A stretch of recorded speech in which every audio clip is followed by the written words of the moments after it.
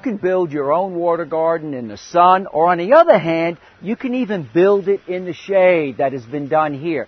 Now, the thing you need to keep in mind is you can have lots of plants in the water feature, but they just may not flower. The other thing you want to consider is you might want to add moss that has been done to the rocks here. This water garden feature really looks like it's, 100 years or older.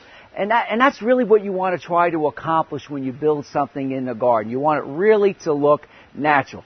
Not only that, you can add extra life to the garden in the way of fish. And you can even have frogs and all those things that add interest and life and exuberance right in your own backyard. Now let's look at a real low-maintenance small garden feature in full sun.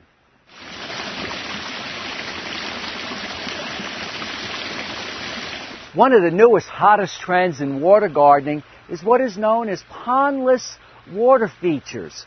And this is great because these will fit in a really small area around your home, as small as a 4x4 area. And the great thing about this is they tend to be low maintenance. They're really called pondless because they don't have a pond. The pond is filled with gravel. That acts as the filter. It's still sufficient enough for birds and wildlife and frogs, but you don't have to worry about the hassles of having fish and deeper water areas that require a little more maintenance. The other thing that you're going to notice with this pondless waterfall is that it's directed toward the deck and a screened-in porch, and because that's the way the sound's going to bounce off to where people might be enjoying themselves, especially if you're competing with a heat pump. This was put in to sort of drown out the noise from the heat pump so you could enjoy listening to the sound of trickling water. For those of us who are fortunate enough to have enough room like this, you can create a water garden that looks like this. Now, many of you are going to say, I don't have any room around my home to put a water feature in. But that might not be true. Just get rid of part of or all of your lawn, and you can have a water garden like this.